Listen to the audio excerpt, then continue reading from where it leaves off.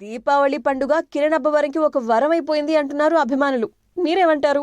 Mobile masala వారి 3 ముక్కల్లో చెప్పాలంటేలో last year దీపావళికి కా అంటూ, ఈ సంవత్సరం దీపావళికి కే ర్యాంప్ అంటూ వచ్చి మొత్తానికి బ్లాక్ బస్టర్లు తన సొంతం చేసేసుకున్నారు కిరణ్ అబ్బవరం. ఇందుకీ కే ర్యాంప్ ఎలా ఉందో ఏంటో తెలుసుకుందాం. ముందుగా మొదటి మాట, చాలా సినిమాల్లో మనం చూసిన కథే, కథనం కూడా అదే. హీరోయిన్ కి చిన్న ప్రాబ్లం, ఈ నేపథ్యంలో కథకి చిన్న మలుపు ఇచ్చారు.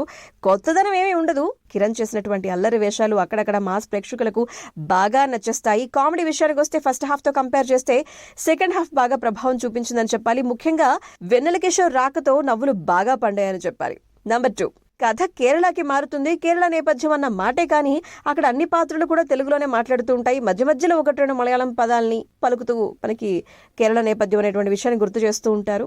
మొత్తంగా మాస్క్ నచ్చేటువంటి అంశాలు ఉన్నప్పటికీ కిరణ్ అబ్బవరం హుషారైన పర్ఫార్మెన్స్ కానీ, అక్కడక్కడ కడుపుబ్బ నవ్వించినటువంటి సన్నివేశాలు కానీ మొత్తానికి సినిమాను ఒక కాలక్షేపాన్ని ఇచ్చేటువంటి సినిమాగా మార్చేశాయని చెప్పుకోవాలి.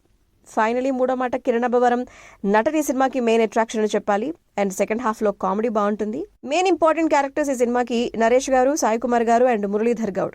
మాస్ కి మాత్రం మంచి విందు భోజనం ఏంటంటే కే ర్యాంప్ ఈ దీపావళి పండుగకి. RJ Sunitha rating 2.75.